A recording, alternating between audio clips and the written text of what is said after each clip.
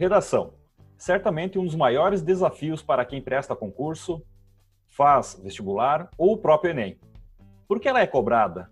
Porque ela é a parte mais difícil para muitos candidatos. E como se preparar mesmo em tempos de pandemia e aulas digitais.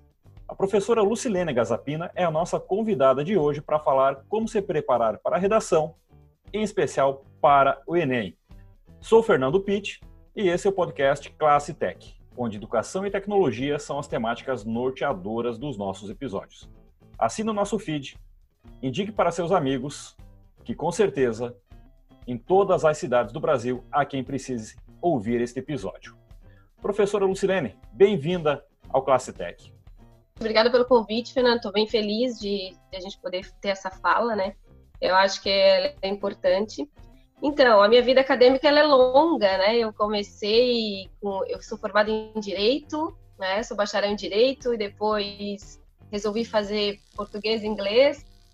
E aí depois fui morar no México e aí me apaixonei pelo espanhol. Então, a minha vida foi incorporando, assim, dentro do universo em que o mundo foi me levando. Então, hoje eu sou já fui professora de redação especificamente no Senai, mas hoje sou professora de literatura, né, de português e de espanhol. Também trabalho no IASE como professora de espanhol e também trabalho numa instituição lá em São Ludgero como professora de literatura, um colégio chamado Colégio Evolução. Então, assim, tem acho que quase 18 anos que eu estou nessa caminhada aí, né? E sou apaixonada pela sala de aula. Professora Lucilene, então, nesse percurso todo, com certeza já encontrou muita gente, muitos alunos assustados com a redação.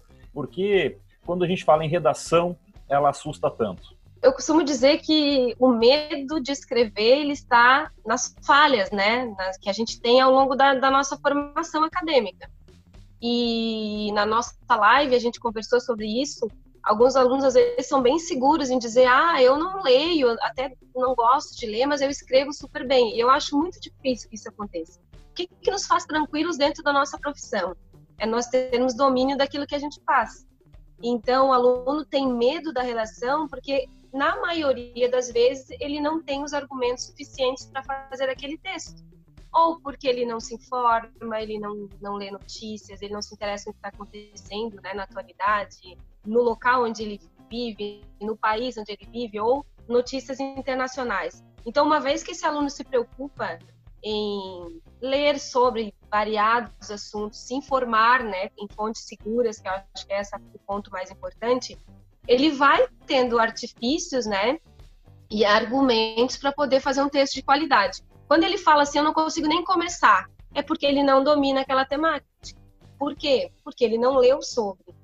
As dificuldades, elas acontecem, obviamente, né? O nervosismo, a vontade de fazer um texto bem feito, mas eu acho que a base para que o aluno não tenha tanto medo de fazer um texto é ele buscar o conhecimento, né? Ele buscar conteúdo, ele buscar as informações dos lugares que tragam essas informações de forma verídica. Eu acho que é mais ou menos isso. E por que a redação é cobrada? Eu imagino que a produção de um texto, porque é diferente o processo comunicativo, a oralidade, do processo escrito. Muitas vezes a gente percebe no aluno, ele tem uma dinâmica, ele fala bem, mas quando ele vai colocar isso, organizar essas ideias no papel, ele tem dificuldade. A redação, ela vem como um processo de domínio mesmo, entre a língua falada e a língua escrita. É o tanto que esse aluno consegue organizar as ideias dele. Eu costumo dizer que, assim, é difícil concatenar as ideias a hora que a gente escreve com tanta sagacidade como a gente faz quando fala, porque as palavras vão fluindo. Quando eu paro para estruturar um texto que eu tenho que pensar na organização desse texto, né, no processo de formação, que os parágrafos precisem ter coerência, que tenham sentido, aí é que entra a dificuldade. Se eu não tenho a prática, se eu quase não faço redação, fazer redação é um hábito, tem que ser um hábito, tem que ser uma prática diária. É igual fazer exercício de física e matemática. Então, é cobrado porque daí a gente consegue tentar fazer um paralelo entre aquilo que se fala e aquilo que se escreve, né? Que esse aluno consiga se comunicar. Porque o que acontece? Nós falando pessoalmente, fica fácil de ser entendido, né? Só que o que eles querem saber? Se o aluno consegue escrever ali no papel e se fazer entender com clareza. Porque são dois universos muito diferentes, né? E para isso, você falou na questão anterior, a questão de ter conteúdo, né? Então, você vai demonstrar, através da escrita, o conteúdo adquirido ao longo de anos de estudo e também leituras. E nesse ponto, Lucilene, como é que a gente faz para adquirir esse conteúdo? Eu sei que muitos dos nossos jovens, a maioria dos jovens hoje, leem bastante. Mas leem uma leitura baseada, a gente até brinca, né? São as leituras de 140 caracteres, então leituras rápidas, muitas vezes com gírias, muitas vezes em tons informais, que não trazem a bagagem necessária para que ele faça isso, né? Então, Lucilene, em tempos de tecnologia, os livros clássicos ainda estão na moda? Ainda valem a pena serem lidos? Além dos livros clássicos, quais são as outras formas que esses jovens, esses concurseiros e até os nossos jovens que irão para o Enem podem se preparar para ter conteúdo e poder redigir uma redação de qualidade? Os livros clássicos, eles ainda são cobrados, né? Eles não deixaram de ser cobrados. Talvez, num dia, se fala muito isso, que nós não tivermos mais o próprio vestibular e que esse aluno só seja avaliado, né, a partir do Enem, talvez esse modelo mude um pouco mais. Nós já conversamos da outra vez, os clássicos, eles são cobrados nos vestibulares num formato direto. Leia Dom Casmurro de Machado de Assis, leia Memórias Póstumas de Brás Cubas, ou alguma literatura contemporânea, não sei, Capitães de Areia, né, de Jorge Amado. Enfim, o que a gente entende? É cobrado no vestibular nesse formato, diretamente. No Enem, ele vai ser cobrado também, porque o aluno deve ter conhecimento de mundo. Ele deve ler sobre várias literaturas. Ele não deve ler só aquilo que dá prazer, mas ele vai ler aquilo que vai trazer para ele um conteúdo, né, uma bagagem literária rica, para que ele consiga fazer um texto de qualidade, para que ele consiga se comunicar, porque é muito difícil, às vezes, a gente chegar em algum ambiente que a gente não consiga trocar uma informação com quem está ali naquele lugar. E isso vai muito, né, ao encontro do que eu estou dizendo. Eu preciso ter conhecimento das coisas para que eu possa dialogar com outros, né? E normalmente a gente acha confortável dialogar com as pessoas que são semelhantes a gente, mas é muito bacana a gente trocar informações com outras pessoas. Isso enriquece a nossa vida. Então, assim, os livros são importantes, os clássicos, eles são cobrados. Eu não imagino que, assim, não consigo imaginar que eles não sejam cobrados. Talvez eles vão ser cobrados em outros formatos. A gente ainda tem alunos jovens apaixonados pelo livro físico. Eu sou uma apaixonada pelo livro físico. Mas hoje a gente tem a tecnologia e a disposição de todo mundo, né? Então, assim, tem os livros, pode-se ouvir, né? Eu vou viajar com os meus pais. Eu posso ir ouvindo um livro, né? Eu posso ver podcasts muito bons sobre resenhas de livros.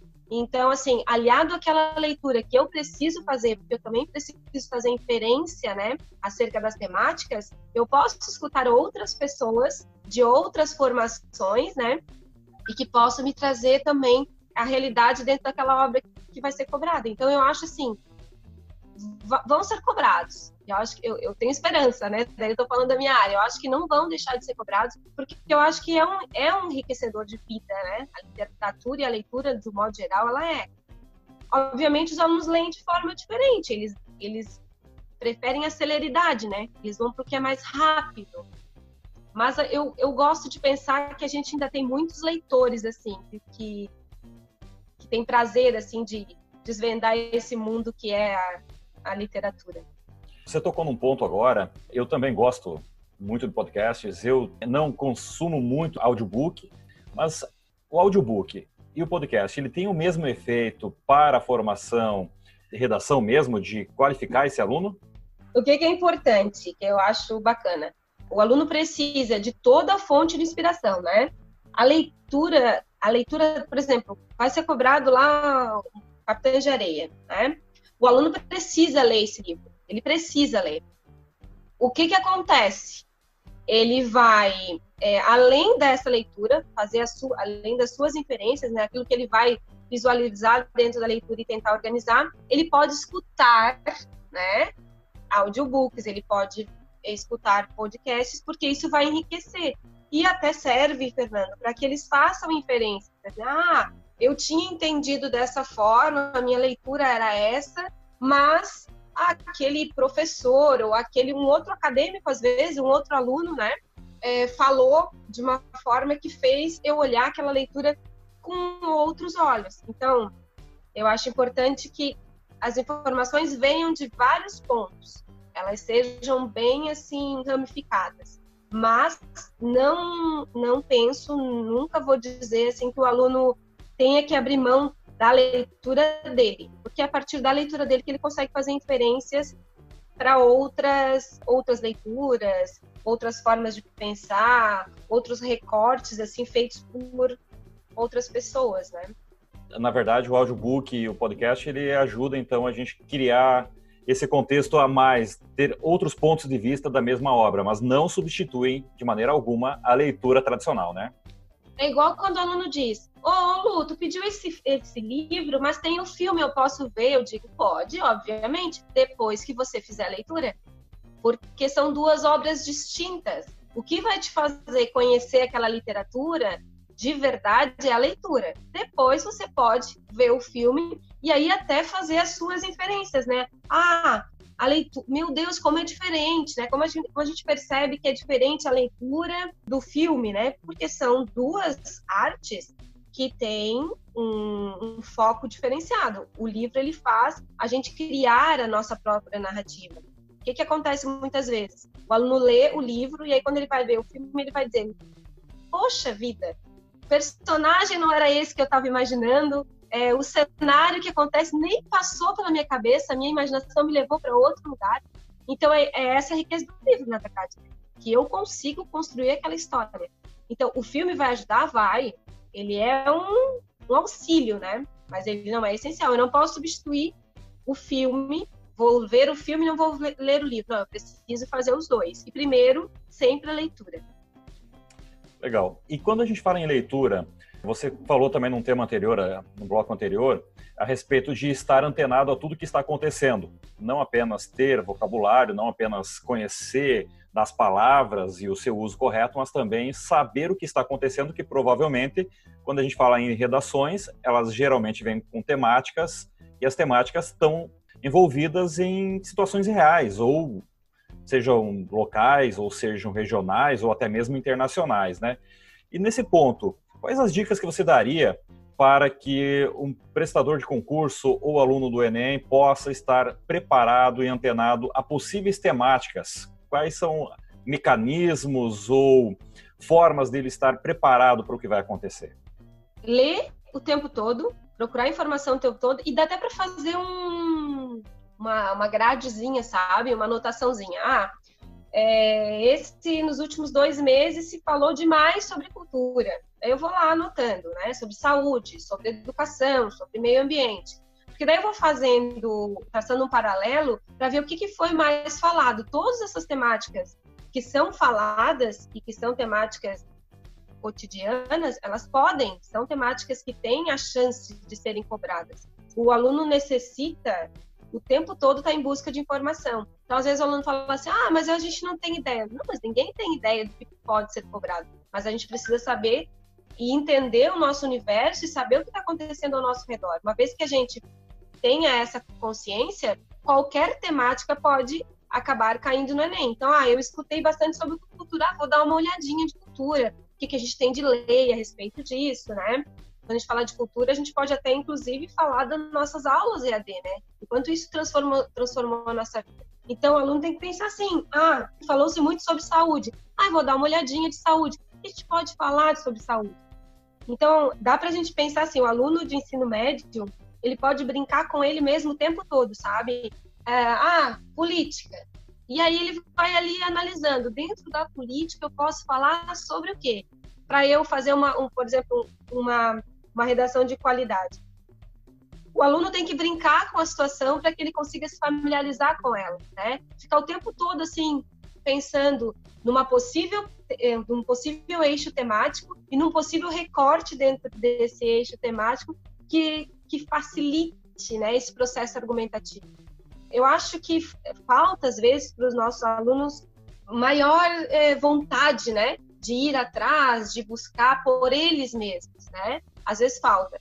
Ou porque falta algum incentivo, ou porque talvez ele ache, porque o aluno é assim, ó, por mais que ele pense sempre a redação é extremamente importante, muitas vezes eles deixam a redação de lado, eles se preocupam com outras áreas de conhecimento, sendo que a redação tem um ponto fundamental, né? E o ponto da redação é muito alto e pode, inclusive, tirá-los de uma corrida para entrar no curso que eles desejam. Então, assim, procurar informação, se interessar pelos assuntos, buscar entender o que acontece no universo, o que acontece ao redor, brincar com as temáticas, com os possíveis eixos temáticos e ficar brincando assim, o que eu poderia falar sobre isso?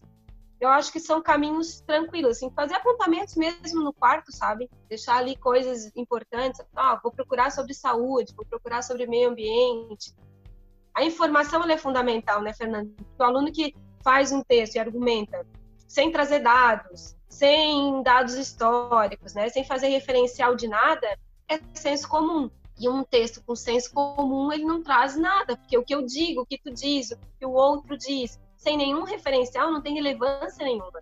Então, uma vez que o texto desse aluno esteja construído em cima de argumentos sólidos, não precisa ser um vocabulário rebuscado, mas argumentos densos, argumentos sólidos, e que ele consiga trazer referenciais, né, fazer associações, intertextualidade com a história, intertextualidade com escritores, né, trazer dados, números. Caiu alguma coisa lá sobre o SUS, eu sei dessa informação, mas eu não sei exatamente se é o ano de 2010 ou 2011.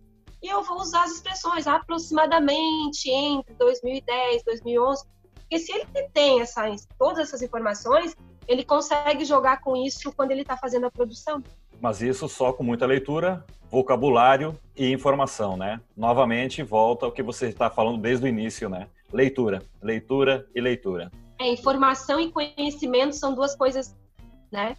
Normalmente a gente percebe que informação tem muito. Dar um Google ali, eu tenho informação. Mas eu preciso entender e diferenciar o que é informação e o que de fato é conhecimento, né? Talvez essa... Lucilene, e agora em tempos de pandemia, como conduzida a preparação dos nossos jovens através das aulas digitais? Nós sabemos que hoje a tecnologia ela ajuda muito, nós temos aí os vários programas de videoconferências que conseguem fazer com que as salas sejam síncronas, professor e aluno no mesmo local, no mesmo digital, no mesmo tempo, mas a redação, como você bem falou, é escrevendo, né? Então ele tem que escrever para colocar no papel o que ele sabe. Mas colocar no papel e colocar na tela, em algum momento parece que é a mesma coisa, né? Eu vou digitar ou eu vou escrever, eu estou colocando a minha ideia. É a mesma coisa? A gente redigir uma redação diretamente no editor de textos ou no papel, com papel e caneta? Não é a mesma coisa. A gente já fez alguns testes, assim, além de mim, tem a professora Pamela também, que trabalha com a disciplina de comunicação. No primeiro momento foi assim, vamos fazer a partir de Word, né? Mas a gente sabe que existe a correção, né, do próprio documento e fica muito ruim de corrigir. Primeiro porque eu não consigo entender e olhar aquela construção, né? Como sendo uma construção assim, foi o aluno que fez, né? É uma produção genuína. E segundo, eu como professora, eu não sei se todo mundo é assim, mas o aluno, quando eu estou em sala de aula, que a gente abre para eles escreverem, eu preciso estar com uma caneta, com um papel na mão, eles já sabem disso. Eles vêm trazer o texto para eu dar uma olhada, porque eu preciso, o fato de orientá-los, fazer algumas apontaçõezinhas, assim, esse contato, ele é fundamental. A gente olhar a letra, estar vendo essa letra, e eu tenho uma mania, eu não gosto muito de ver o nome do aluno, eu gosto de corrigir sem olhar nome de aluno, porque faz com que a gente seja mais imparcial durante a correção, né? Então, assim, o que a gente está pensando, né, agora, para dar uma... A gente tem aí ainda vários meses até o final do ano. Usar o aplicativo, esqueci o nome, acho que de scanner, né? Scanner. Tem um scanner. Isso. Por quê? Porque daí o aluno vai fazer com a letrinha dele uma mais legível possível, né? Porque precisa ser legível, e eu consigo pegar esse texto e corrigir ali e devolver para ele, né? Então aí a gente fica muito mais próximo do que a gente está tendo agora. Claro, às vezes a gente bate uma foto e manda. Mas, às vezes, a qualidade da foto não é legal, a luz não tá boa, aí tu tem que pedir para refazer essa foto, né? Então, a gente precisa utilizar o que a gente tem a nosso favor, já que a gente está nesse momento, para que a gente consiga essa proximidade. Nós, professores e os alunos, e que eles se sintam seguros com essa correção também, né? Que eu acho isso importante, que eles saibam onde a gente tocou na redação e onde a gente quer que eles melhorem, onde que precisa ser reorganizado. Então, não adianta, esse momento tem feito a gente ressignificar tudo, né? E esse trabalho de professor tem sido, assim, o ponto mais alto. Então, são várias conversas, várias buscas para que a gente consiga aproximar, porque não tem jeito. Uma vez que o texto é digitado, o aluno vai se acostumar a fazer o texto digitado e não é a realidade dele lá na frente. Ele não vai digitar o texto no Enem, ele não vai digitar o texto no vestibular e isso vai prejudicá-lo. Então, tem que ser a letra dele, tem que ser do jeito dele para que a gente consiga interagir com mais proximidade. Então, a tecnologia, nesse ponto, ela está sendo aplicada para permitir a interação, mas uma interação mais próxima do que ele vai encontrar lá no dia da prova, né? Exatamente. Legal, até porque, pensando agora em editor de textos, né? Eu, quando escrevo meus textos, eu vou colocando as ideias, de repente eu vejo que um parágrafo, depois de escrito, ele seria melhor num parágrafo anterior, e isso com Ctrl+C, Ctrl+V, a gente consegue fazer com muita facilidade dentro do editor de texto. Já no papel é um pouco mais difícil, né? Então você tem que pensar antes, tem que fazer o rascunho, fazer as ideias para poder colocar isso na prática já o mais próximo da realidade final, né? O texto ali no editor, ele ajuda até a separação silábica, né? E a gente percebe quando o texto vem pra gente o quanto os alunos têm dificuldade com a separação silábica. Eles às vezes deixam um espaço gigante na folha, lá no final, porque eles não sabem separar a palavra. E isso é bem assim, tanto que eu digo, eu vou cobrar, hein? Porque eu sempre falo, olhar o texto quando eu recebo, eu sempre comparo com um prato, com uma alimentação. A gente olha aquele prato que chega pra gente, e a gente olha e se deleita com aquilo, né? E é o que dá vontade de comer, né? Se ele estiver bonito, se ele estiver bem apresentado. Pode ser o mais simples possível, mais organizado.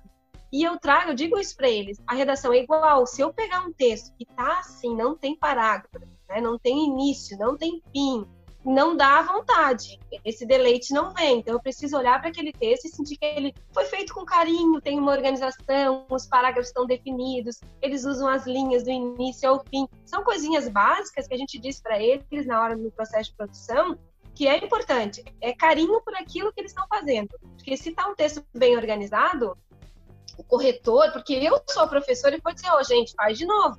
Mas lá não, ele só tem uma chance. Então, eles precisam fazer isso da melhor forma possível, né? Então, acho que o treino é esse, faz com carinho, faz com amor, faz com que a pessoa olhe para o teu texto e diga, nossa, que texto organizado, tenho vontade de ler, né?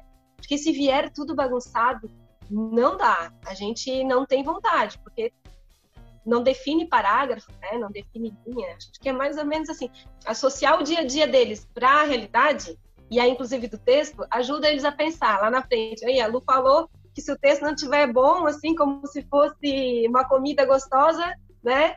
Não vai, quem vai corrigir não vai ter essa vontade. É mais ou menos assim, porque é o cuidado, né? É o carinho na hora da produção. Assim. Já estamos nos aproximando aqui do final do nosso episódio. E eu queria ver contigo, eu sei que seria muita pretensão nossa tentar acertar. A gente, numa live anterior que a gente fez, você trouxe alguns eixos temáticos principais que o nosso aluno deve ficar atento para o próximo Enem. Você poderia explanar rapidamente, pelo menos de forma macro, quais são esses eixos que o nosso aluno ele precisa ficar atento? Não é garantia que vai cair, longe disso, né? Acho que seria, como eu falei, é muita pretensão nossa querer acertar. Mas alguns indicativos mostram que podem ser temas da próxima redação do Enem. Quais são esses?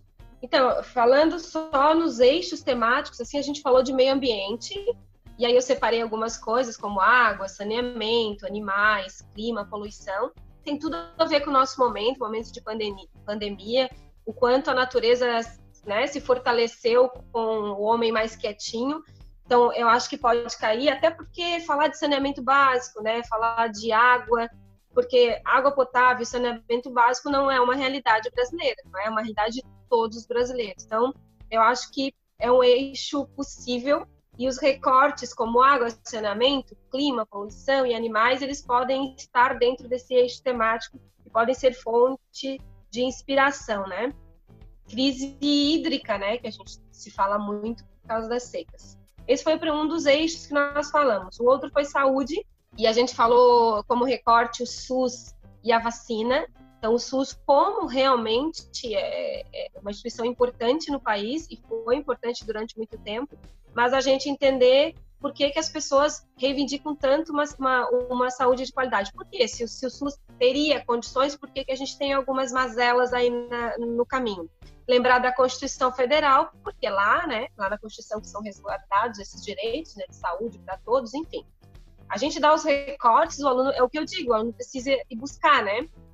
E aí, dentro desse eixo temático saúde, e aí um dos recortes é o SUS, o outro a gente falou da vacina. Mais uma vez, o Brasil referência durante muito tempo no processo de imunização. Isso, durante muito tempo foi importante. E aí nós tivemos no caminho, aí nos últimos anos, esse movimento anti-vacina. E aí veio abaixo todo o trabalho, toda a importância desse processo de imunização que foi feito durante muitos anos.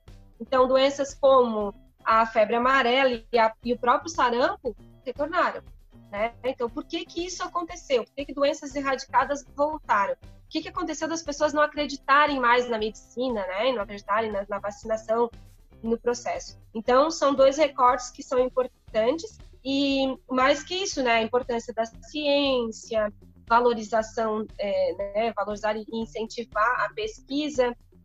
E aí a gente fala nesse processo também de apoio financeiro, né? Apoio à pesquisa, né? E a ciência não é gasto, né? É investimento. A gente está investindo na população, na saúde da população. Enfim, a gente falou de cultura também, né? E aí eu trouxe vários recortes, como a própria literatura, a importância da literatura, o resgate da história, né? Porque um país sem memória é um país sem história, né? Não, falta muita coisa quando a gente não resgata a nossa história. E aí, mapeamento dos novos costumes. Como que nós estamos vivendo agora, né? Quem somos nós nessa atualidade? E aí, pensar nos novos tempos mesmo, né? Nos novos registros, porque mudou muita coisa. E a gente está falando agora, por exemplo, isso que nós estamos fazendo agora, quando que ia se pensar que um dia nós estaríamos fazendo isso?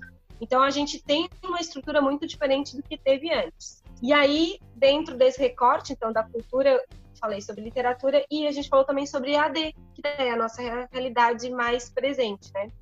Então, a mudança de mentalidade enquanto estudo, ontem eu vi a live do professor Muriel e a tua, e ele falando, né, que ele também tinha uma certa resistência a essas aulas EAD, né? A gente tem uma certa resistência, mas agora a gente percebeu que com muito esforço, né, e muita dedicação, elas podem acontecer. Então, dentro da cultura, a gente tem um recorte que é a literatura, e o outro é EAD. Então, mudança de mentalidade, a mudança, quanto nós mudamos, né? Quanto esse fazer a educação se transformou nesse processo. E a revolução nesse processo de ensino-aprendizagem, né? A gente tem que achar 1000 formas de concretizar a educação e que esse ensino-aprendizagem seja de qualidade, ainda que remoto. Violência, a gente falou de violência também, vamos falar do último. E aí a gente falou de violência como eixo temático, e aí fizemos vários recortes, como a violência doméstica, daí tanto física quanto psicológica, da própria vida em sociedade. A gente traz para esse momento também de crise, de pandemia, com as pessoas dentro de casa, né? As pessoas estão muito próximas umas das outras, famílias extremamente reunidas, e aí a gente falou de violência contra a criança, né? Porque saiu um decreto, ou tentou sair um decreto para que as aulas voltassem, porque havia crianças, algumas crianças estavam tendo problema com os pais em casa, algumas agressões, enfim. A gente falou disso também. E aí violência contra o idoso, contra a mulher, e aí entra violência urbana que daí também entra a renda básica, a desigualdade social, o aumento da criminalidade. Então, esses são os recortes dentro de violência. Os temas que a gente trouxe são temas que talvez, eles são muito batidos. Pode até ser, mas pode cair. Pode ser que esteja lá entre as surpresas do Enem. Eu gostaria de relembrar que sobre o meio ambiente nunca caiu, tá? Nada sobre o meio ambiente. Então, quem sabe a gente acerte alguma coisa aí nesse processo. Então, meio ambiente, saúde, cultura e violência. Possíveis eixos temáticos, se não caírem diretamente, indiretamente, com certeza, são temas que o aluno precisa estar preparado até para embasar seus argumentos na redação, seja o tema que cair, né? Porque eles estão, de uma forma ou outra, correlacionados a tantos outros eixos temáticos, né, Lucilene? Exatamente. Essa ligação, ela acontece. Então, eu não caiu exatamente, como tu acabou de dizer, não caiu exatamente isso. Mas tem uma ligação. Existe uma correlação. Eu posso fazer essa ligação com outro eixo temático que eu tenha estudado bastante, né? Infelizmente, a gente está chegando ao fim. Lucilene, vou deixar a palavra aberta para você deixar uma mensagem final para todos, especialmente os alunos do Brasil inteiro que irão fazer o Enem. Ainda mais nesse momento que, pelo que tudo indica, a data do Enem será transferida. Já se fala em datas possivelmente até maio de 2021. Então, como eles se preparar e como eles manter a ansiedade no nível mais baixo, ainda mais num momento de incerteza como esse. Vou falar o que eu gosto de falar sempre, não se desesperem, o momento é atípico, o ano é atípico, né? Se não der certo esse ano, tem uma vida inteira para fazer, só não percam o foco, né? Só não deixem de estudar, não procrastinem a vida, nem o que vocês desejam fazer, porque eu acho que o momento ele é diferente, mas a gente pode aproveitar para enriquecer o que a gente já aprendeu e se nutrir de novos conhecimentos. Então, eu acho, estudem, se interessem, busquem, perguntem para quem está perto, né? Não deixe de ver informações, mas não imaginem assim que se não acontecer esse ano, o mundo, né? Porque o aluno de terceiro ano, normalmente o terceiro ano, ele acha assim que o mundo vai acabar, né? Não vai. Mas ele não para, né? Ele continua rodando. Então, é não perder o foco mesmo, tentar se nutrir do máximo que ele puder de informações e pensar que sempre vai dar certo, né? Uma hora ou outra as coisas se encaixam.